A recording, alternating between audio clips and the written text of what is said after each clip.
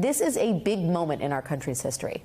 It is the first time in 27 years that we have seen a successful sedition prosecution. And it has been 68 years since we have seen Americans convicted of sedition. 4 more members of the Oath Keepers go to trial next week on similar charges. And in just a few weeks, another jury will have another chance to weigh in on the question of whether a different militia group is also guilty of sedition for its actions on January 6th. While we await that trial, the jury made clear today what happened on January 6th was a violent act against the United States of America, not, as the RNC once called it, legitimate political discourse. And those who were involved in orchestrating it, people like Stuart Rhodes, they have now been found guilty of one of the rarest charges our country levies. All of this tonight casts the defense of January 6 insurrectionists in a slightly different light.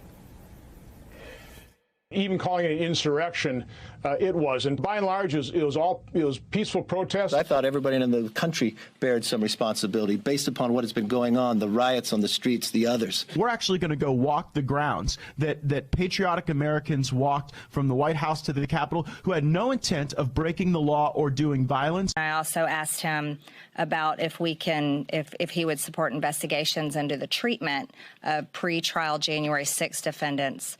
That's something that's also very important. People that walked in the Capitol and have been held in jail for nearly 2 years, while Antifa and BLM rioters go free and are never held accountable. The Senate Homeland Security Committee has just released its November report on the rising threat of domestic terrorism. It found that incidents of domestic terrorism have increased over the past 2 decades, and that increase, quote, has been predominantly perpetrated by white supremacist and anti-government extremist individuals and groups. So as you hear reporting about Kanye West telling former President Trump to free January 6 defendants, people who carried Confederate flags into the Capitol and erected gallows and a noose outside, while people try and talk to the former president about paying January 6 defendants legal fees, when all of that news is swirling, it is important to remember this verdict today and what it tells us about the threats America faces from the white supremacist, anti-government groups that are willing to support the former president by force.